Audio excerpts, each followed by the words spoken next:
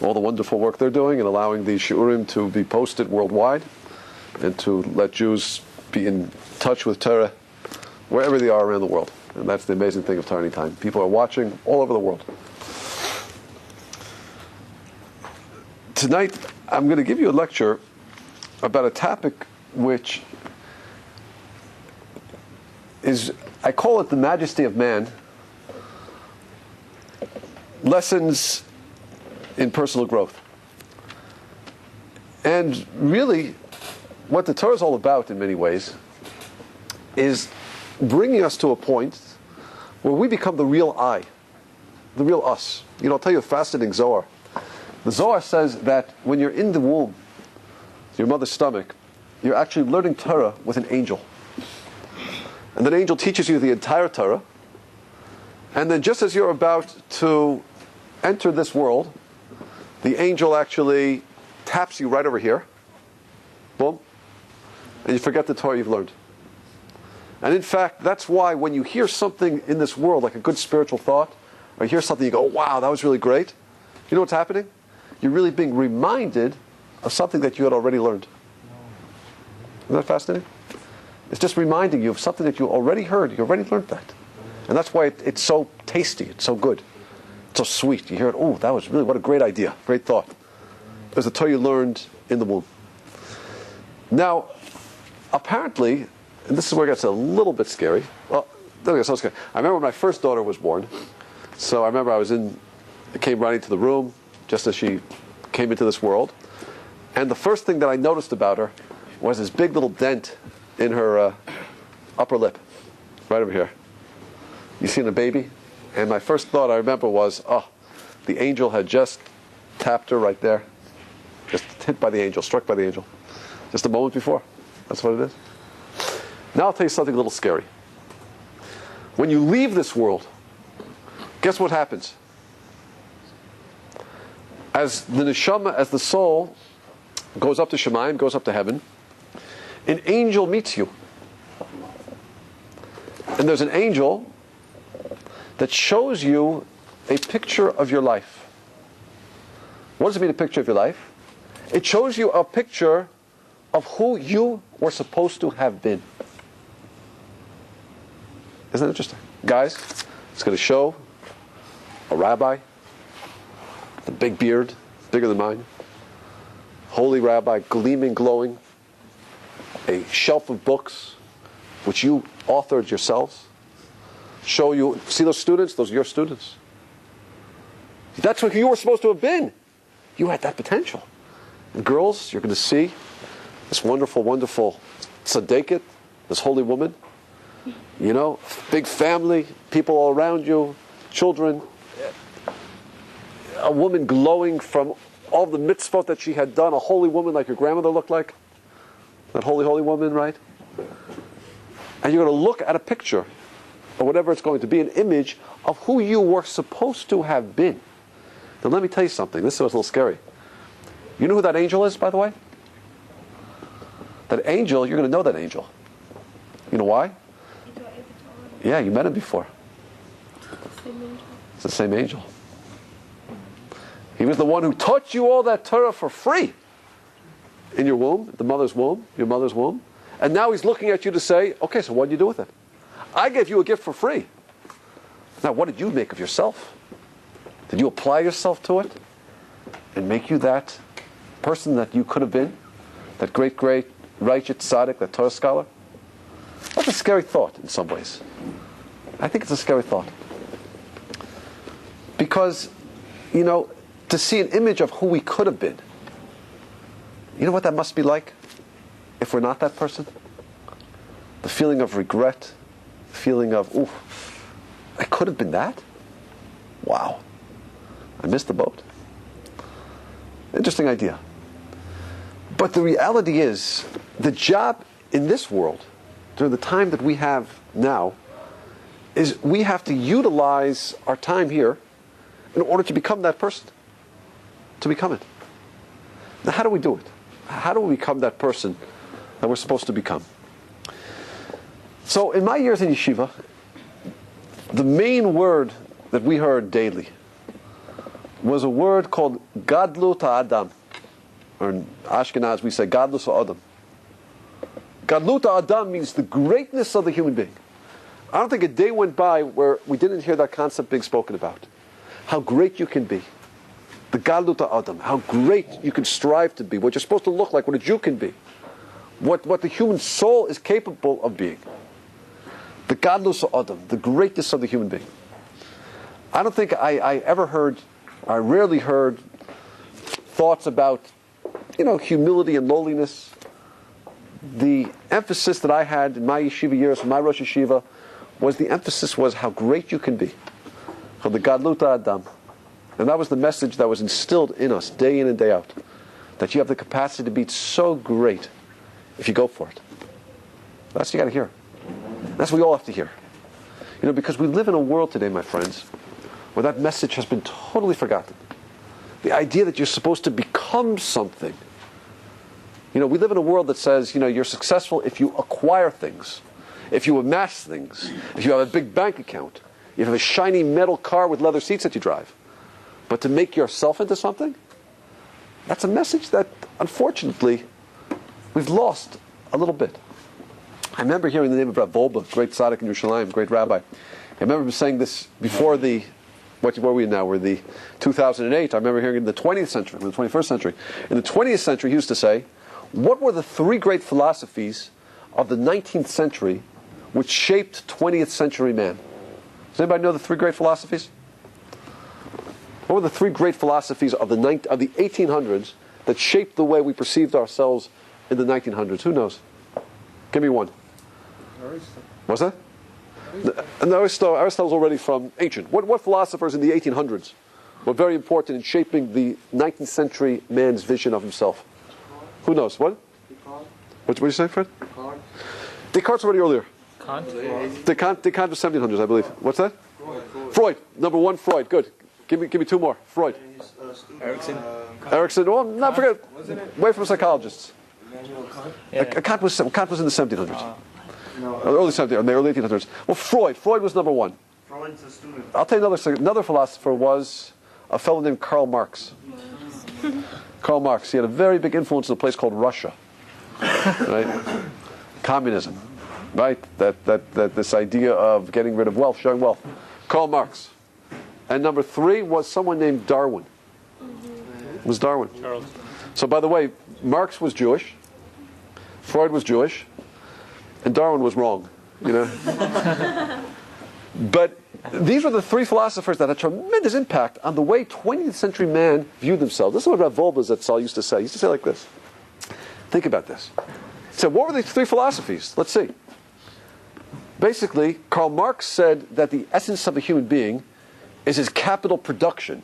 The essence of man is a machine. What he could put out economically. Freud said, basically what?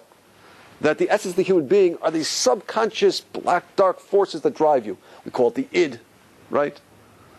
The subconscious. Oh, you're being driven by all these passions that you can't control there. There's a big Yetzer Hara. That's what he basically said. He was mechaven. He came up with the idea of the Yetzer Hara, something we've known about for many thousands of years. Right? We know it very well. But he said there's a Yetzer Hara. There's a force inside you that controls you. That was Freud. And of course, Darwin said what? That the natural selection, and which was the natural outcome of that thought, was that man descended from the ape. So we came into the 20th century seeing ourselves as what? A machine, a Yetzer Hara, and a monkey. Now, if you were wondering why the 20th century was such a mess, 2 world wars, right? A Holocaust, it doesn't take much to understand. If that's the way the human being perceives himself, I'm a machine, I'm a id, and I'm an ape. What's the greatness of man? Where is the greatness? What all these philosophies forgot is that the essence of the human being is that what are we really? What we really are is we're a neshama, is we're a soul. And I think you all know this. If I were to ask you this question, are we bodies with souls or souls with bodies? What would you tell me? Souls with bodies. What's eternal about us is a soul. Everybody get that? Are we bodies with souls or souls with bodies? Right? We're souls that happen to be housed in these bodies. Right? Housed in these faces. It's good-looking faces over here, right? But the real essence of who we are is we're souls. 20th century man forgot that. That the essence of who we are is really a soul. What do we think we are? We're a monkey, right? We're a machine, and we're an id. One time they say Rabbi Yaakov Kamenetsky was a very great tzaddik, very great rabbi. He was on a plane with I believe one of the ministers in the Israeli government. And they happened to be sitting next to each other, and they were both in their late 70s. And Rav Yaakov, a great rabbi, so his students were serving him the whole time on the plane. And what do you need? Can I get you something? Are you cold? Are you hot? Do you need a glass of water? What can I hold the whole ride? So this gentleman who served in the Israeli government, about the same age, late 70s, he turns to Rav Yaakov. He said, I have to ask you a question. I see that your grandchildren are so attentive to all your needs. Are they Bukharian? No, he didn't say that. He said, I see they're so attentive to all your needs. He said, my grandchildren don't want anything to do with me. They don't talk to me, they don't call me, like I don't exist in their life. So he said a very brilliant answer. He said, listen, the reason my grandchildren respect me so much is that I'm 2 generations older, and therefore I'm 2 generations closer to the giving the Torah at Har Sinai. So therefore the wisdom that I have is worthy of respect. But you're 2 generations closer to the monkey, so why should they respect you? The past generation deserves no respect. It's closer to the ape. We say no, the past generation is closer to the giving of Torah at Har Sinai. They have more knowledge, more wisdom, more godliness. But it all depends, my friends. Success in this world depends on one thing. And listen very carefully what I'm going to tell you. It depends to what extent you can realize who you really are. And who you really are is not your body. Who you really are is your soul, is your neshama. And this neshama is so holy that the angels actually mistook Adam Harishon, the first man, to be God. That's how holy the soul is. The soul is actually a part of God, which God places inside of us. There are different levels of the soul. There's nefesh, ruach, neshama, different levels of it. Chaya and yechidah, the Jewish nation has actually one more level called yechidah soul, the highest level that actually can't even fuse with the body. It's so holy, it just hovers above the head. Sometimes you can detect that in people, in very holy people, the type of shine that goes around them. You've ever seen that? That the degree to which we can realize that we have a soul and how holy that soul is will really be the degree to which we'll strive to become that person that we're supposed to be. I was a big admirer of Christopher Reeve. Christopher Reeve who played Superman in the movies? So, we know the story, right? Unfortunately, he was a horseback accident and he injured his spinal cord. And the spinal injury left him to be a quadriplegic, in that the only thing he could move were his eyelids and his cheek muscles.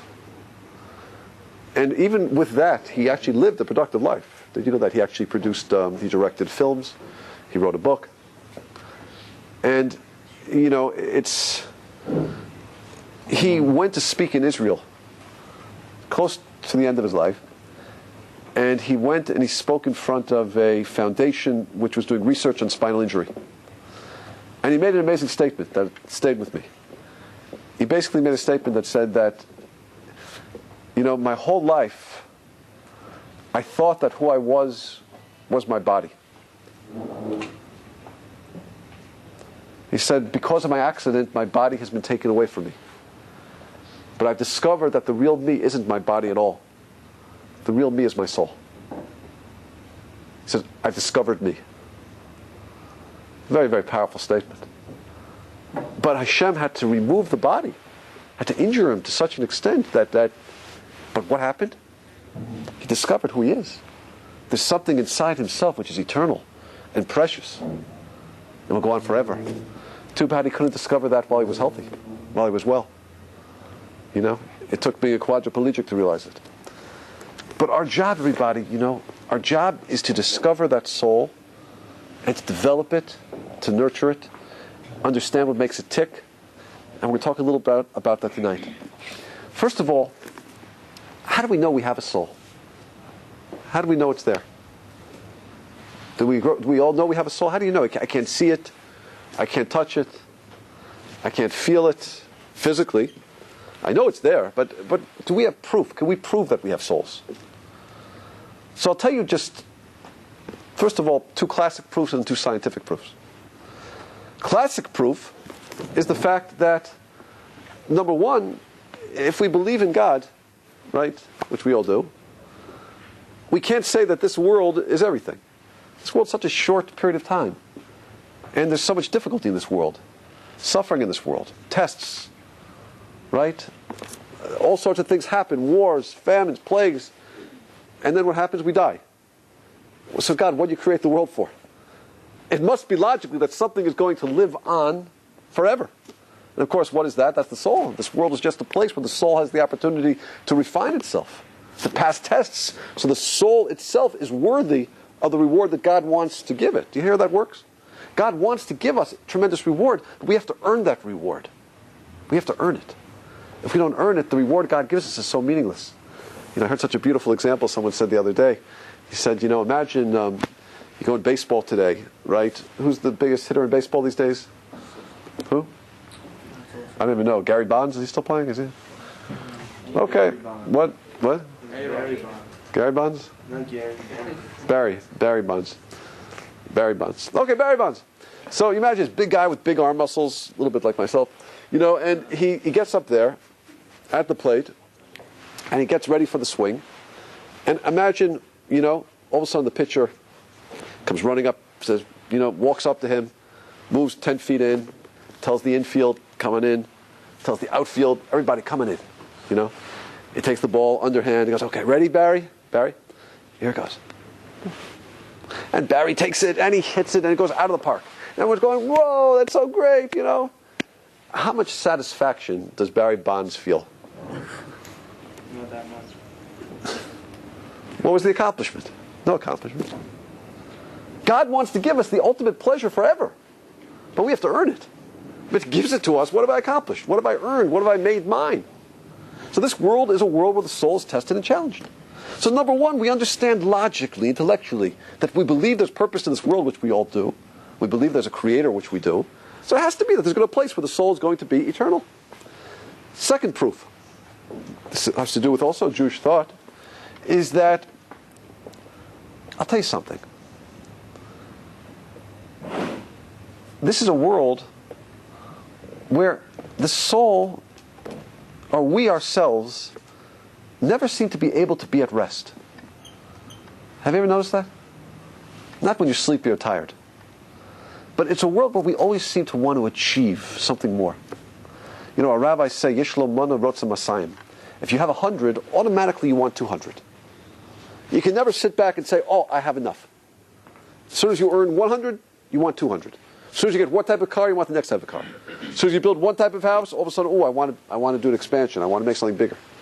So our sages say, where that drive comes from? The drive really comes from a need of something inside ourselves that wants to last forever. Something that's not satisfied in this world. How come we can never really be satisfied? Isn't it true?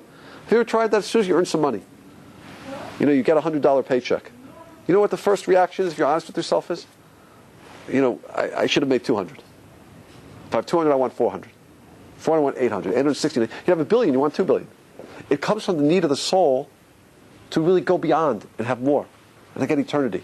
Sometimes people misplace that drive. They think the drive, they think they spent their whole life amassing things in this world, when really it's the soul's need to amass eternity.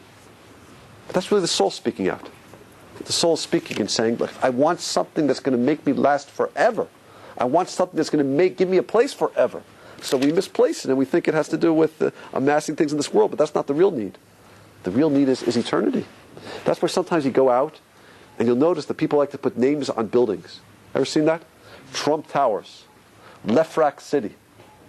Why did this person, Lefrak, have to put his name on the building? So you know what the answer is? Deep down, a person thinks he's going to give him eternity. If my name can be on a building, I'll be around forever. That's really a need of the soul to be around forever. That's where it comes from. It comes from the soul's need. So there's something inside of us which wants more than this world. Now I'll tell you something today. In today's world, we've actually done research. And they've done a lot of studies. And some of the studies have been with near-death experiences. They call them NDEs, that's the official word, near-death experiences, in which psychologists and psychiatrists have done studies, and there are a lot of books on this, a lot of information, where they've done studies of many, many people from many different cultures who've had what they call a near-death experience. A near-death experience is when a person is basically, I guess, clinically dead. The heart stops beating, there's no breath. The person is sort of pronounced dead, and then the person comes back and is alive again. And they've asked these people from cultures all over the world, what did you experience? What happened? And interesting, they've all described the same things. Exactly the same things. They've all said the first thing they had was they saw themselves rise above their body, and they saw their body below.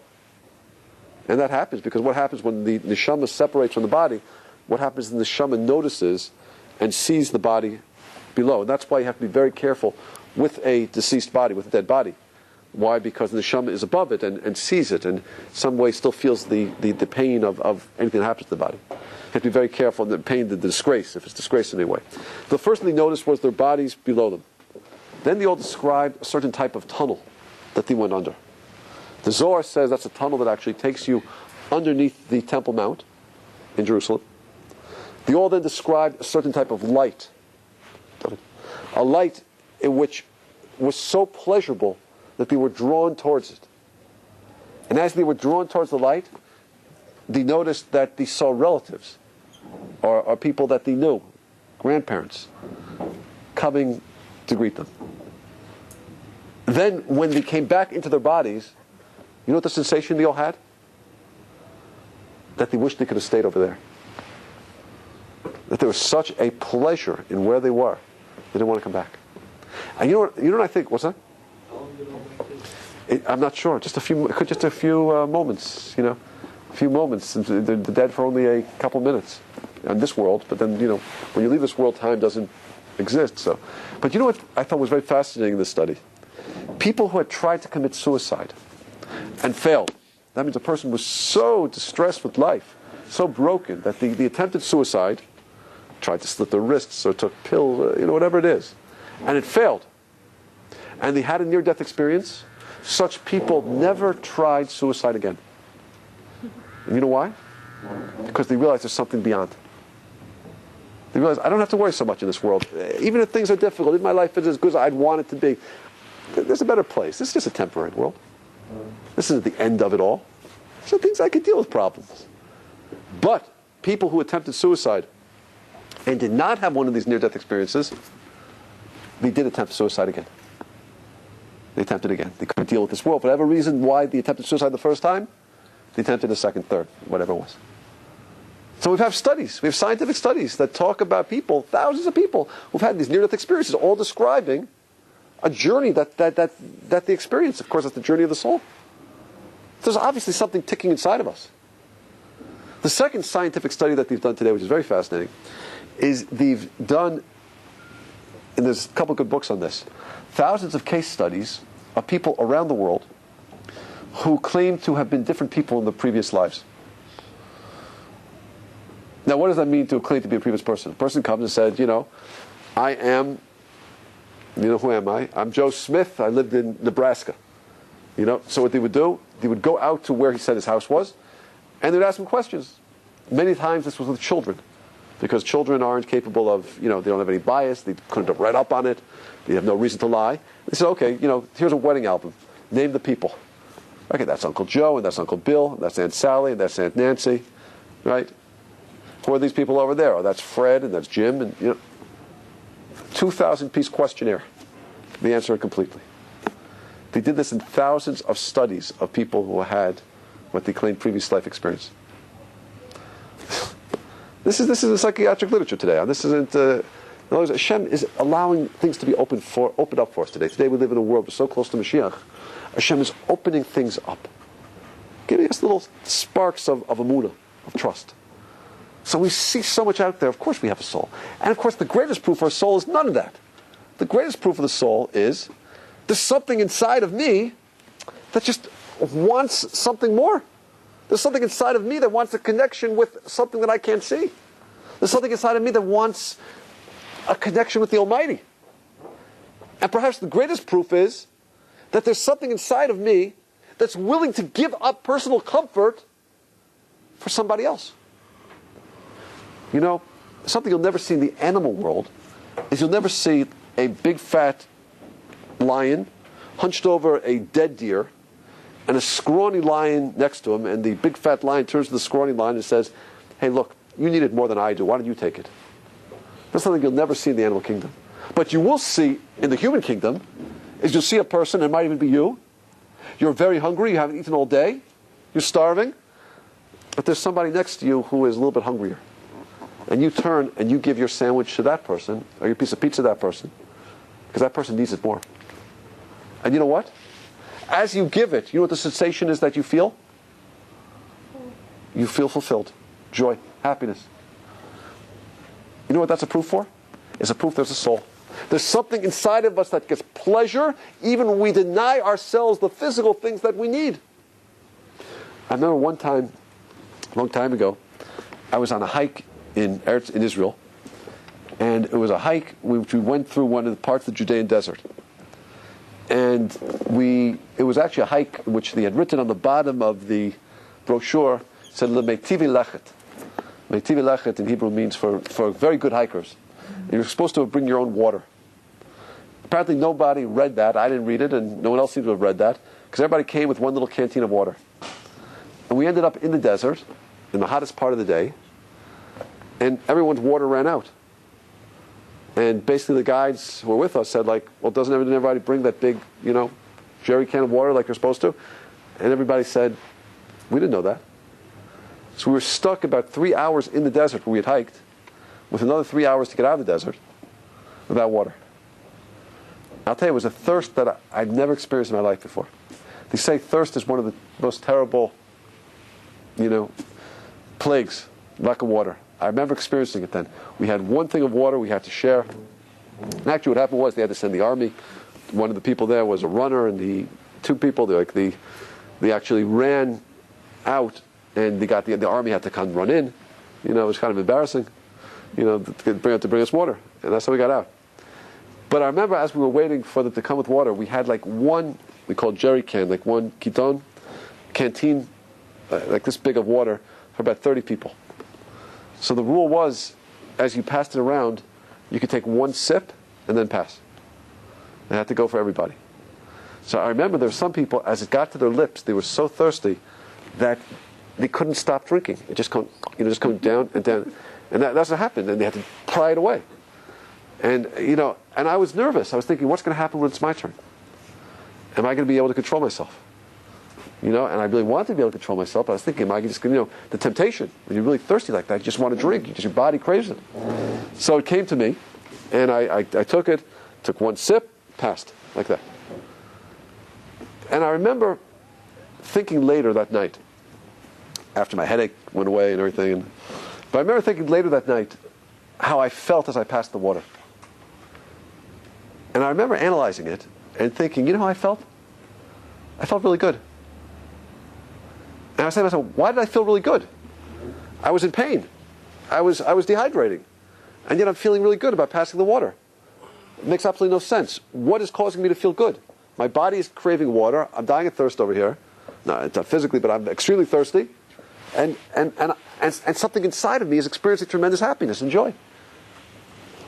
I realized, you know what that is? The pleasure I received was a pleasure of the soul. It was a pleasure my soul experiences. Why? Because I was able to help somebody else at the expense of denying myself. So we see in our own lives the fact that we're willing to give up of what we have for others, again, is a proof that there's something inside of us which is not just physical, which is eternal. Okay, so that's point number one. Point number one is we have to get in touch with the reality of the soul. Now, point number two, and this is really what I want to get to tonight. My friends, the reason why it is so difficult to accept criticism. Does anybody like to be criticized? we like to be criticized as much as we like our arms to be cut off, right? Or we like to be criticized, as we hate criticism. Do we hate criticism? I mean, criticism, don't criticize me, Don't say that. How can you say such a thing? Right? I'm going to explain to you why we hate criticism so much. Let me explain to you why. Listen to why. We do it from a verse. Go back with me in your minds to a parsha a few weeks ago, in which we read about Miriam, Aaron, and Moshe. And it says that Miriam and Aaron spoke Lashon Hara about their brother Moshe. What does Lashon Hara mean? They spoke something negative about Moshe. What did he say? Apparently Moshe had been married to a woman named Sipporah, and he had separated from Sipporah. He had stopped living with her husband and wife. The reason why he did it, of course, was because he was a prophet, and the level of prophecy he was on meant that he had to communicate with God at any moment. So that required that he be at a certain level of purity. So he separated from his wife Sipporah. Now, Miriam speaks to Aaron and says, what's Moshe doing? Why is he separating from Sipporah? Why isn't he living normally? He's a prophet, but we're also prophets. Avram was a prophet. Yitzchak was a prophet. Yaakov was, no one separated from the wives. They all lived normally. They're big families. What's Moshe doing? Separating from his wife? God comes down and speaks to Miriam. And says to Miriam, you just spoke Lashon Hara. You spoke negatively about your brother. You didn't judge him fairly. The reason why, of course, Moshe is doing this is because I told him to do it. He's a special prophet. He speaks to me face to face, anytime. He has to be on a high level. He's very different. So God comes down, and God rebukes Miriam. What happens to Miriam? Miriam gets a certain type of leprosy, right? Saras. She's separated from the camp for 7 days. Everybody waits for her. But it's the first, we see how serious the sin of Lashon Hara is from that. That Miriam, who loved her brother so much, who raised her brother, who only wanted the best for her brother, but said something negative, and that's called Lashon Hara. Judge people carefully. Lashon Hara means judging people carefully. Don't jump and speak so quickly. If they had thought a little bit more, they would have realized maybe God told them to do this. Lashon Hara usually means you don't think. How important it is to think carefully about what we say. Don't jump to say things. But now listen to what happens. God Almighty comes down to criticize Miriam. And he begins his words by saying the following. Listen to his words.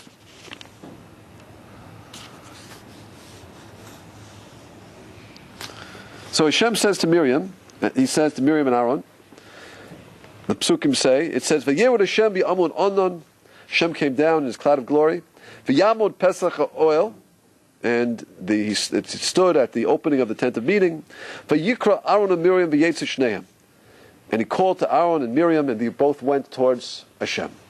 Listen to what Hashem says. V'yomer, Hashem says, Shimu na divarai. Please listen to my words. Please listen to my words. Shimu na divarai. Please listen to my words.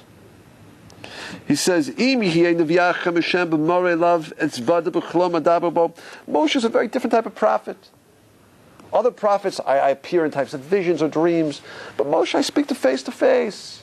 So that's why he had to separate from his wife Sipporah. Moshe is so different. He's a special type of prophet. Now, our sages pick up on one little word that Hashem uses when he criticizes Miriam and Aaron. Can anybody tell me what that one word is that Hashem used? I said this Friday. What's the one word that he used? Let me say it again. Listen carefully, everybody. Especially Emmett Fellowship scholars. Vayomer, Shimu na divarai. Please listen to my words. Why say please? Hashem opens up by saying, please listen to my words. He's now going to rebuke, to criticize Miriam and Aaron.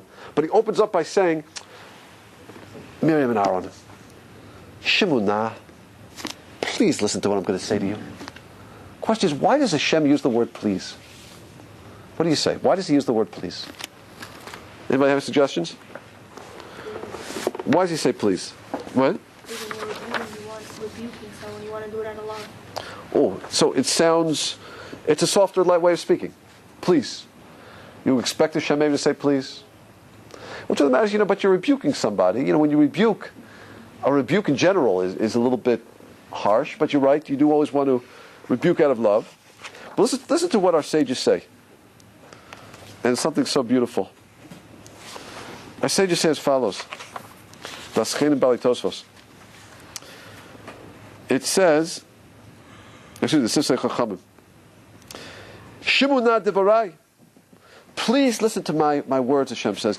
Ein na el loshen bakasha. The word na in Hebrew means bakasha, please.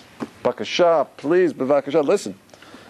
This is a chum say, koloma, that's to say, afal pi shecharabam af Hashem v'yelech. Even though Hashem ended the discussion by showing his anger. He was displeased with the words that he said about Moshe.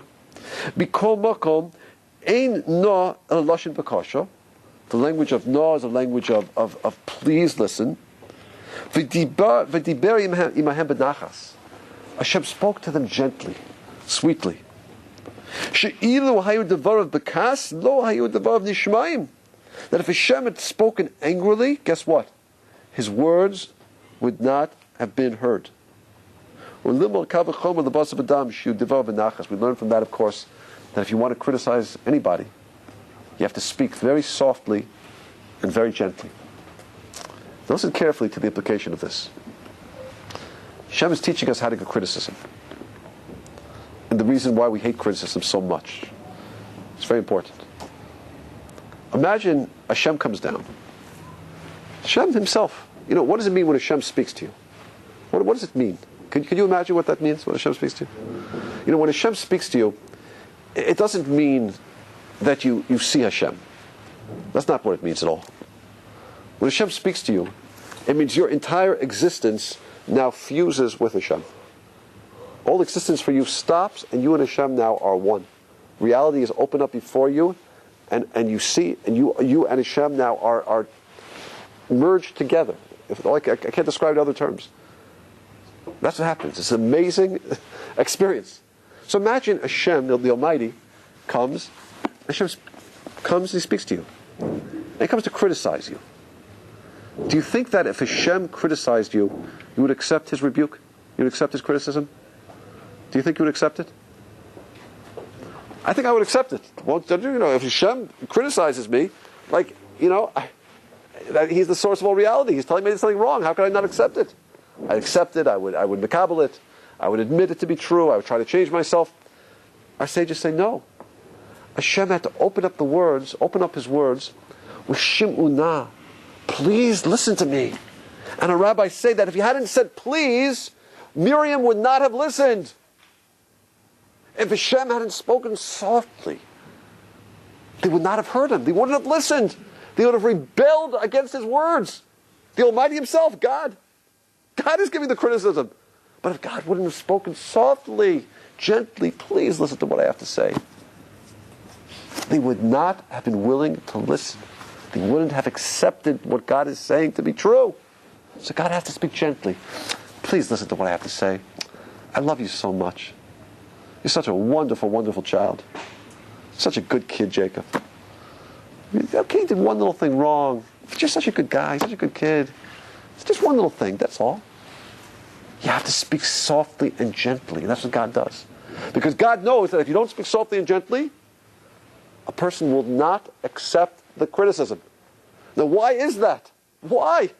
It's one thing if I criticize, but if God criticizes, I shouldn't accept his criticism? You shouldn't accept his criticism? So I teach you such an important idea right now. The reason why is this. Listen carefully. It's because our neshamot, our souls, are so holy. Our souls are so pure.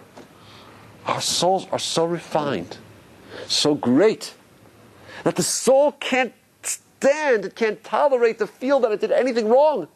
The soul, which is housed in this body, feels such pain when we do something that's wrong that the soul doesn't allow us to even accept that we did something that's wrong.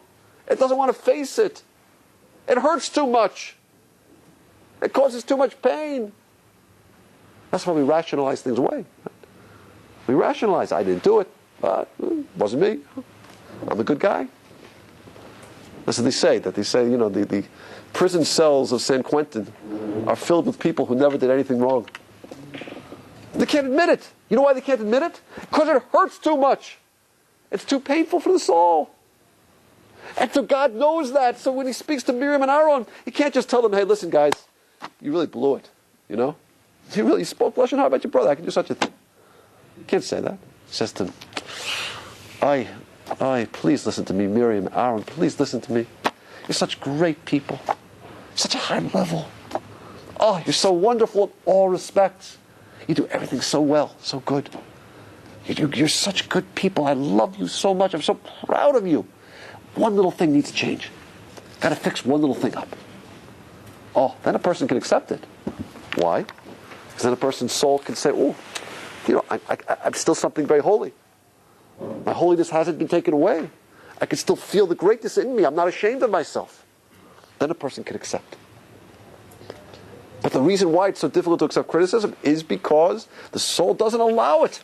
Because of the holiness that's within us. Do you hear how that works? So of course we learn a very important lesson from this. If you want to criticize somebody, you want to correct somebody, you know how you have to speak? Very gently, very softly. You want to criticize a child? Don't come and just confront the child. You got to talk very softly. Such a wonderful, wonderful child. But one little thing did wrong. Ladies, you want to criticize your husbands? Right, Mirsen, right? When you get married, or you got to talk like this. You got to say, listen, Igor. Not talking about you, right? Just in general, Boris. You are such a great guy. And I believe in you so much. And you have such wonderful, wonderful qualities. And I married you because, I see that you are somebody so holy and special. But just one little thing, it would mean a lot to me if you would take the garbage out. That's how you have to talk. That's how you have to talk. Am I right? Am I right? Who's married you? Am I right? Right, I'm right? You know what I'm saying? Why? Because the person will rebel at criticism because my soul can't tolerate it. I can't view myself as anything but holy and great because I am holy and great and you are holy and great. And guys, when you speak to your wives, you get married, turn to your wife, Bella, right? Or Natasha, Mazal. Not talking about you. You have to say, listen, you are such a wonderful person, such a wonderful wife. I've never met anybody like you. Such wonderful mitos, such wonderful qualities. But, next time you drive the car, it's very important to turn off the lights before you leave the house, before you come in the house. Otherwise the battery dies out. But everything else you do is so perfect. Ooh, that osvo was delicious, It was your one. Okay, just remember, you got to turn the lights off before you come in, I came out in the morning, the car didn't start, I had to call AAA, it was a pain. But you got to criticize gently and build the other person up. That's the language of psychology. They call it, you have to criticize it the sandwich method. The sandwich method. That means one layer of a nice compliment, little teeny criticism slipped in there, and then a big loaf of compliment. Sandwich. That's what they say in psychology. But who cares? I never heard that. You got to read the books. You got to read the pop psychology. But who needs that? I'll tell you from the Torah. Shimuna, Hashem himself has to say, please listen to me. Because he knows that that's getting by Torah. The Sister Chaim say that if God didn't say please, they wouldn't have listened. And I'm explaining to you why. It's because the soul is so holy that it can't accept that it does anything wrong. So, isn't that interesting? Let me give you another proof of this. I'll give you such another beautiful proof of this. You're going to love it. We read a few parshas ago about a woman called a sota. Now, a sota, what's a sota? A sota is a woman who, listen just carefully, you should understand what it is. A sota is a woman who her husband suspects of perhaps having had an adulterous affair. He has no witnesses, he has no proof, but he's consumed with an overwhelming spirit of jealousy. And the reason why is because he has asked her and said, listen, please don't seclude yourself with this man, because I'm jealous. And she goes off and she secludes herself. She conceals herself. She goes into a room and he doesn't know what happened. And he's overwhelmed with jealousy. He can't do really anything about it because he has no witnesses. But he also can't tolerate living with her. So this is a woman who really has betrayed his trust. We're not talking about a nice lady. It's a woman who has betrayed his trust and done things flagrantly, blatantly, openly to make him jealous. And he can't live with her. So the Torah prescribes a treatment for it. What's the treatment? Listen carefully. In order that there should be shalom in the home, peace in the home. So they have to come together. There are certain requirements. They have to come where they're living. They have to go to Jerusalem. In Jerusalem, they have to go to the Kohen in the temple. This only took place. We had the temple. Water was taken from the kior, special water, in a special vessel. Then they took a parchment in which you'd write out God's holy name on the parchment. Then we'd take that parchment and scrape off God's name into the water, dissolve it into the water. The woman would then be asked to confess. Say to her, listen, lady, Natasha. Not Natasha, I should have said it. But I say to her, listen, if you had an affair with this man and you drink this water, you're going to die. You're going to die. How are you going to die? Your legs are going to fall off. Your stomach is going to blow up. And the guy that you had the affair with, he's going to die also. Supernatural death. They're both going to die. You're going to die. But if you confess and you admit that you had the affair, okay, you know what happens? Your husband will write you a letter of divorce, and you get divorced and go get remarried. But you won't die. Of course, you can't marry the person you had the affair with. That's not allowed. You're forbidden to him. But you can go and you can marry whoever you want. He'll divorce you, that's all. So admit it. If a lady had the affair, which is the better of the two options? Well, let's see. If she drinks the water and she's really guilty, and of course it also means that her husband could never have had an affair also. A lot of supernatural requirements to go into it. But if she's guilty, she's going to die. A very, very ugly, painful death. If she confesses, says, you're right, I sinned, I had an affair, okay. So you know what the din is? The halacha is, he writes her a get, a document of divorce. They get divorced, end of the story. She goes her separate way, and he goes his separate way.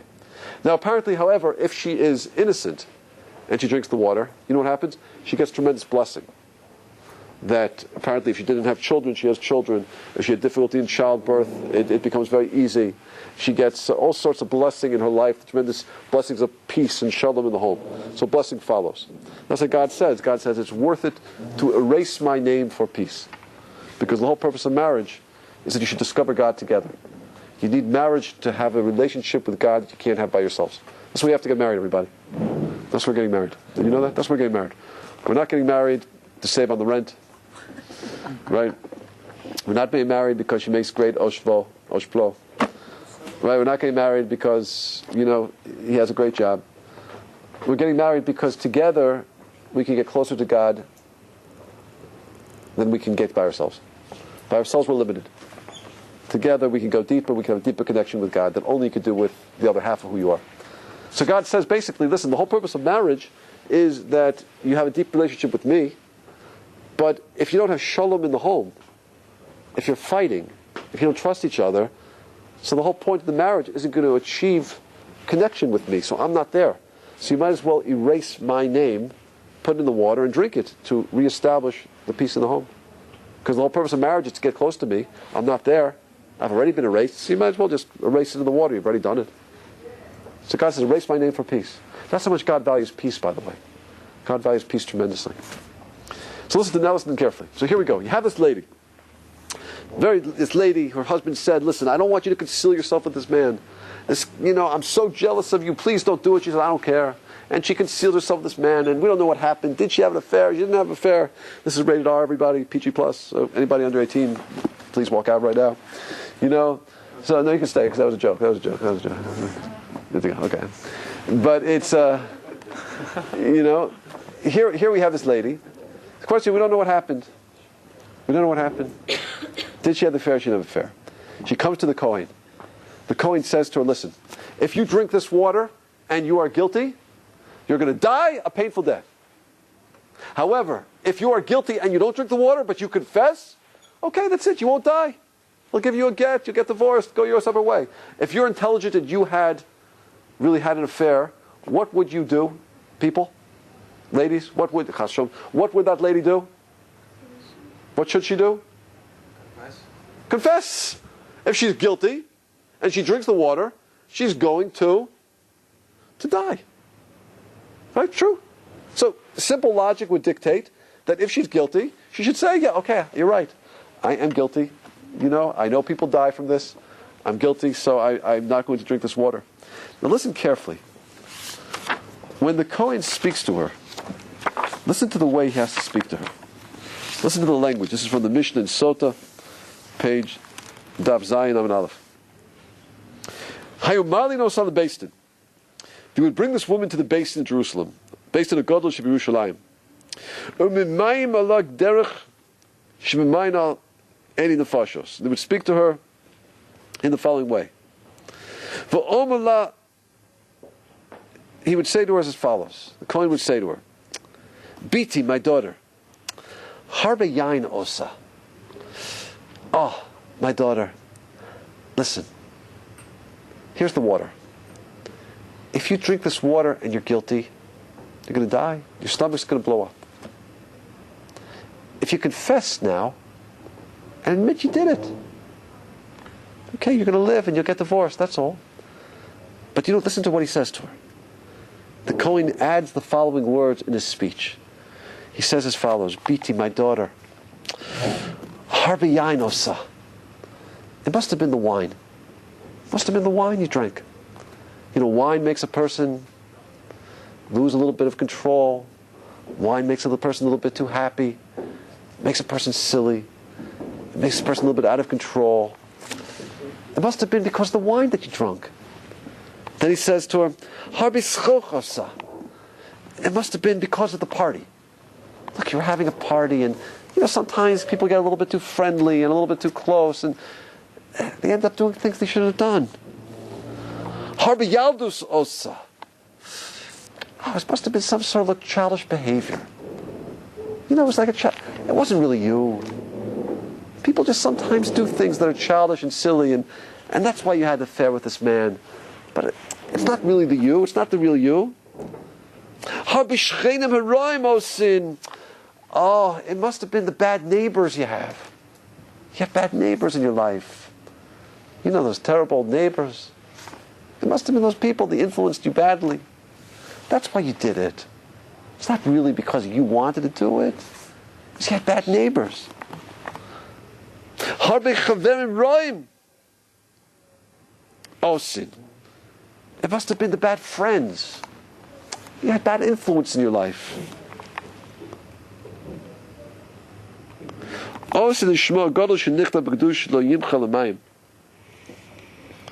So the Kohen, the Kohen says these words to her. Question, everybody. Why does the Kohen, when he's trying to encourage this woman to confess, speak this way to her? Why doesn't he simply say, listen, these are the facts. If you had the affair with that man, and you drink this water, you're going to die. But if you confess, you'll live. Why doesn't he simply say that? Why does he have to go through this whole speech of saying, "Oi, my daughter, you're such a wonderful, wonderful person. It must have been your bad friends who caused you to do this. I know you wouldn't want to do this, but people get involved with bad friends. Oh, it must have been the bad neighbors. It must have been the wine you were drinking that causes foolishness and laughter and but it's not really you. You're such a wonderful, wonderful person. You wouldn't do such a thing, but you were in a situation and you ended up doing it." Why does he talk to her like that? What's the answer? Why doesn't he simply say, "Confess or you'll die"? What's the answer? You know what the answer is? The answer is, Give her time to think about it. well, he's giving her time to think about it. Look, he just came all the way down from Jerusalem. But you know what the answer is? If he didn't speak to her in this way, guess what? She would not confess. She would not confess. Even though her life is on the line, she would not confess. Why? Why? What's that?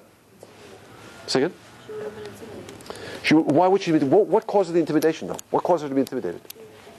Fear of what? No, she's going to die. What's that? Being sold. Oh, you know what it is? Listen carefully. If the Kohen would simply say to her, listen, if you drink that water, you'll die. You know, it's an accusation. She's not going to confess. He has to speak to her in the soft, gentle language of, you are such a wonderful lady. You are so holy, you are so good, you are so pure. Oh, you're such a tzaddikus, you're such a wonderful girl. But look, it must have been the wine, it was the bad influence, it was the bad friends. You know what our rabbis are teaching us? If the Kohen would not speak in that language, she would not admit that she did anything wrong. You know what the reason why is? Because the soul is so holy that the soul cannot accept that it did anything wrong. And a person will do anything they can do to rationalize that they did not do it. In her own mind, she would truly believe, I did not do it. I didn't do it. But she did do it. In her own mind, she would think, I really didn't do it. I don't remember. It's not clear to me anymore. That's the holiness of the soul, everybody. The soul is so pure and so good that it cannot tolerate the feeling that it did anything wrong. So if you want to encourage her to confess, what do you have to do? You have to say to her, listen, you are such a holy person, such a good person, such a wonderful, wonderful person, but it was the wine, it wasn't you. It was the beer, it was the vodka.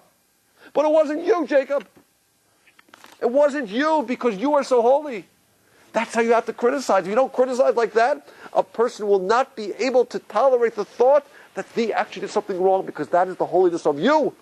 That's the holiness of the soul. See how that works, everybody? And that's why, my friends, it's so difficult to admit that you do anything wrong. We cannot live with ourselves. Now, you know what that feeling is, by the way? You know the feeling of guilt? Does anybody ever feel guilt? Every day? You feel guilt? You know what guilt is? No, not every day. I'm saying everyone does. We all do. But what is guilt? You know what guilt is? Guilt is really the pain of the soul. It's the tears of the soul. It's the soul's feeling that something has been blemished about it. And if you wake up in the morning and you feel guilty about something, you're supposed to look and think, what did I do yesterday or last night? What did I say? Did I mistreat somebody? Did I do something that I'm not so proud of myself for? Because the soul's experiencing pain. Guilt is a check and balance to keep the soul online. It's the pain the soul's experiencing. But see how that works, how beautiful it is? It's so difficult to accept criticism. But the reason why is because the soul is so holy. And the soul, therefore, rebels at the thought that it's in a body that did something which rebelled against God. So you want somebody to admit they did something wrong, you want to instruct someone, you want to speak to a child. You have to say, listen, you're such a wonderful, wonderful child.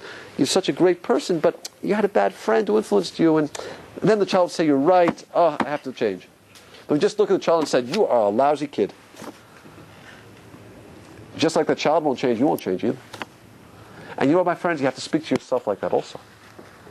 And when you do something wrong, occasionally I do something wrong, right? When we do something wrong, we have to talk to ourselves in that language also. I am a very, very holy person, and I'm a wonderful person. I made one mistake, but I'm going to try to fix it up. That's the power of the soul. It's a function of who we are on the inside. Now, let me give you one more example.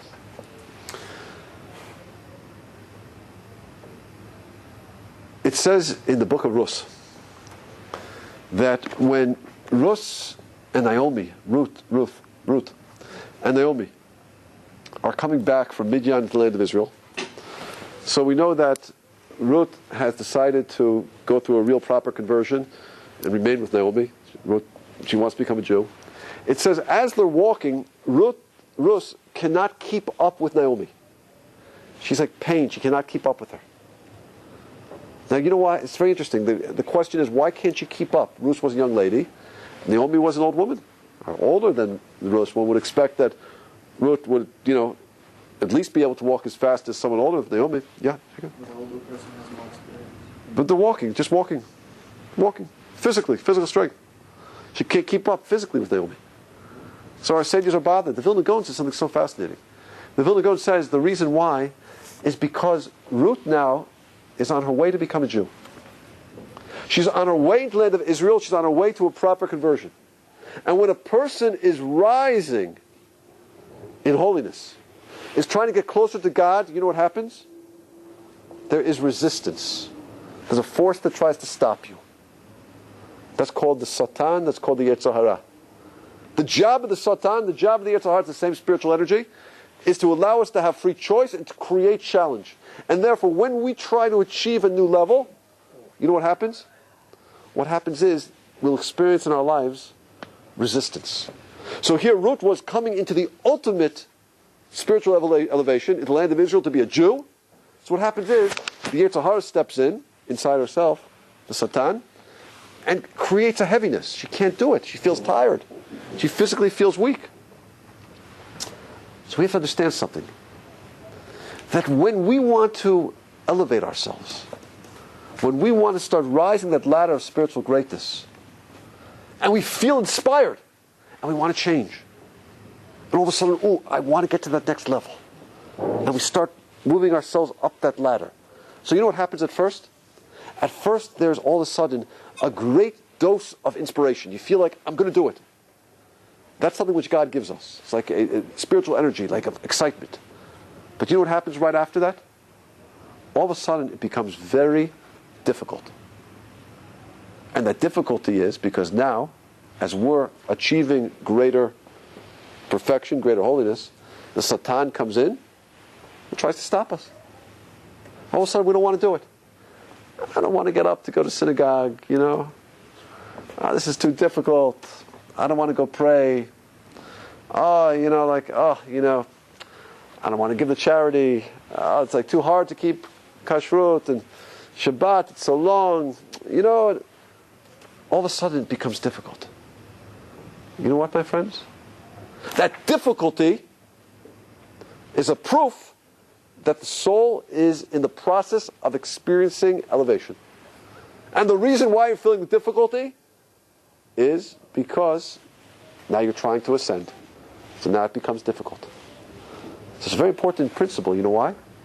Because it means that if you're feeling difficulty in doing mitzvot, something's hard for you, you know how you should feel? You should feel so good about feeling it to be so difficult. You should say, oh my gosh, this is wonderful. It is so difficult for me. It must be that my soul is really on the ladder of growth. I'm moving forward. I'm moving higher. And that's why it's becoming difficult. So a person should really say, I feel so good about the fact that this is hard for me. Instead of feeling and saying, oh gosh, I'm such a terrible person. Last week I felt so good about getting up early and going to the synagogue and praying. And this week I can't do it. It's so hard for me. Instead you should say, I'm so proud of myself. I must really be on the path of spiritual growth. Otherwise it wouldn't be so difficult. The fact it's so difficult is a proof that I'm really on the path.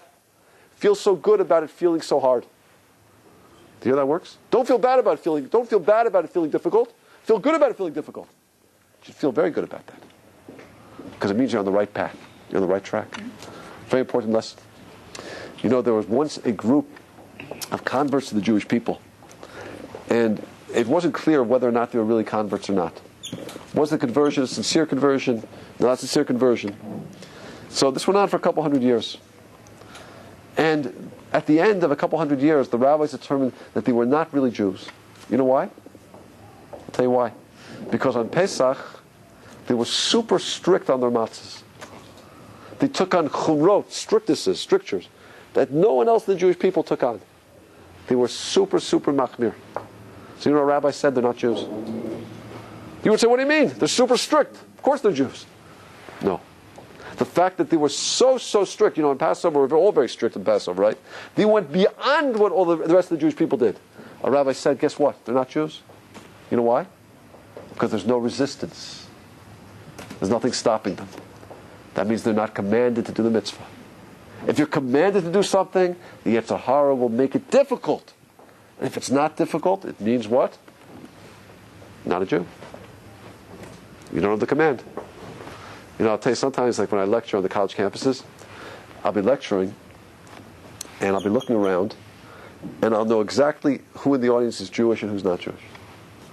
I can tell by looking who's Jewish and not Jewish. You know why? Because whoever is not Jewish is listening to every word I'm saying. And they're agreeing. They're like nodding. They're listening to every word. They're listening. They're agreeing with me. Oh, that's so beautiful. It's good. The Jews are listening to me like, yeah. And the reason is because a Jew knows this is obligating. A Jew knows I got to strive, I got to be someone, I got to be greater, I got to take on mitzvah. The non-Jew's not commanded. So what do? Of course it sounds great. It's beautiful. Who doesn't want to close to God? Everyone does.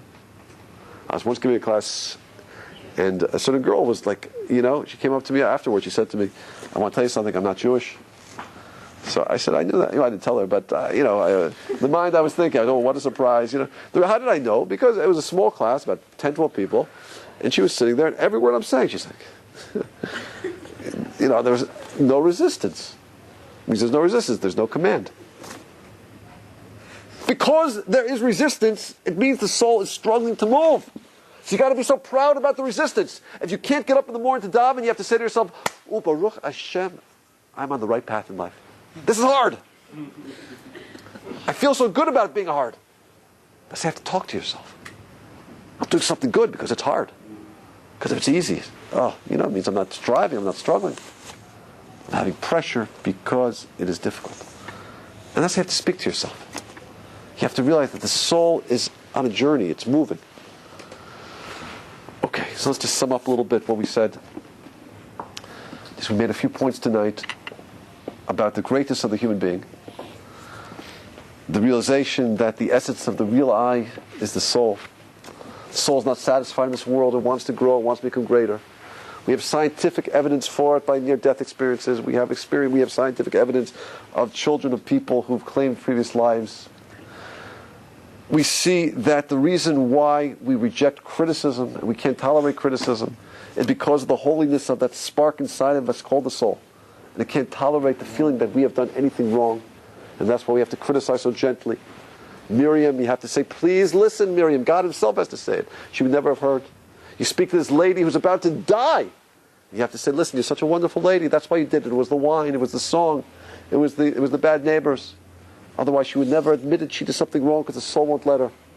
We see that when we're on the path of spiritual growth, there will be resistance. And in that resistance, we should take such pride. Feel, I'm on the path of greatness. I'm moving in the right direction. Don't be afraid of the resistance. Don't be despairing of the resistance. Don't feel saddened because of the resistance. Know that the resistance means my soul is moving. And therefore the Satan is trying to stop it. That's all it is. Feel good about it. Finally, there is a very, very great, it's sometimes important, Mrs. Sharm says this, read books about really great people. A lot of good books about really great people.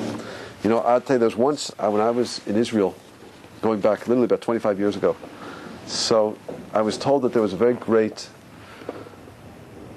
tzaddik and tzedekis, husband and wife, in the northern part of Israel. And the people come from all over the world to meet them. So I remember I got in a van with a bunch of guys. Someone said they wanted to go. I said, okay, let's go. And we went there. And there was a line of people literally around the house. The house had no floor, dirt floor. A couple came out, big smile on their face. Both Holocaust survivors. People came from the entire world over to get their blessings and advice. So I remember it was my turn, and I went in. I spoke to this rabbi. I remember the first thing he did was he kissed me on my right shoulder, right over here. I spoke to him, and he actually gave me some prophecy. He told me about something that's going to happen in the future. I asked him about somebody who needed help. He told me what it will be. And it turned out. I had no idea for 25 years who these people were. In the back of my mind, I remember this experience, but I know what to talk to about. Like, who are those people? Do you remember that? Like, where did we go? What happened? Like, until 2 years ago, I found a book. Holy Woman. Yeah. A book called The Holy Woman, written by Sarah Rigler, woman in Jerusalem. And I started reading this book. I said, oh my gosh, that couple, Sarah Kramer and her husband, described the house up in Kfar Gidon in the northern part of Israel, the dirt floor. It described how he used to kiss everybody on the right shoulder. And for years I was wondering, why did he kiss people on the right shoulder? I couldn't figure that. I thought it was a Kabbalistic thing. I've read in the book, it's because he used to kiss everybody on the cheek. But his wife was concerned that he would get germs, get sick. So instead he would kiss people on the shoulder, and there weren't as many germs. So I started reading the book, and I was fascinated. And I read something about this woman. And this woman, Sarah Kramer, so she's being interviewed. She's talking to the writer, the author of this book who wrote it about her, Mrs. Rigler in Jerusalem. So Mrs. Rigler asks her a question. She says, listen, you know, this woman, Mrs. Rigler, was not yet a religious person, was speaking to her and saying, listen, you went through the Holocaust. Tell me about the Holocaust. Tell me about the concentration camp you were in. So she was in Auschwitz, and she was actually one of the children that Mengele Yimak Shemo operated on these sick experiments on twins and things like that. She was one of those children. Her whole inside had been taken out, basically. And she survived. And she said, tell me about Auschwitz. And she says, you know what? Auschwitz wasn't such a bad place. So this woman interviewing her, Mrs. Rigler, says to her, Auschwitz wasn't a bad place? What do you mean Auschwitz wasn't a bad place? Don't tell me it wasn't a bad place. So she said, listen, you know, we were girls from a certain part of Czechoslovakia. We all got on the train together. We were transported on the train together. We stuck together in the camp. If one girl needed food, we'd make sure she had food. We'd give up our bread rations for another one. If somebody needed help, we would secretly go to help that one. We prayed together. We gave each other support. We comforted each other. Somebody would memorize whole chapters of Chumash, Pirkei Avot, Tefillah, so that we should all be able to say it together and Tehillim. So it wasn't such a bad place. As long as you're in a place where you can give to somebody else, it's not a bad place, as she said. Then she turned to the author, this woman who had spent a number of years, about a dozen years, studying in ashrams, these Buddhist-type temples. She said, where you've been for the last 12 years, those are bad places. And what she meant by that was because the ashram is selfish. It's all about me. It's about my spirituality, my connection with me. She said, if you're in a place where you can give, it's not such a bad place. But it's all about you. That's a bad place. So when she said that, the writer of this book says it totally transformed her way of thinking. That the purpose of this world isn't to take, it's to give. And if you're in a situation where you can give, then you're living life to its fullest. You know, my friends, we started the speech with this idea that the truest proof, the truest manifestation of the soul is really the desire to give. The fact we're willing to give to others of ourselves, even when we need it, and feel joy from it and satisfaction, is the greatest proof that the soul is there. And it's also the greatest way in which we improve and we develop the soul. And that's what life is about. The journey to develop the soul through the act of giving. Thank you for listening, everybody. I enjoyed speaking to you. And wonderful shows.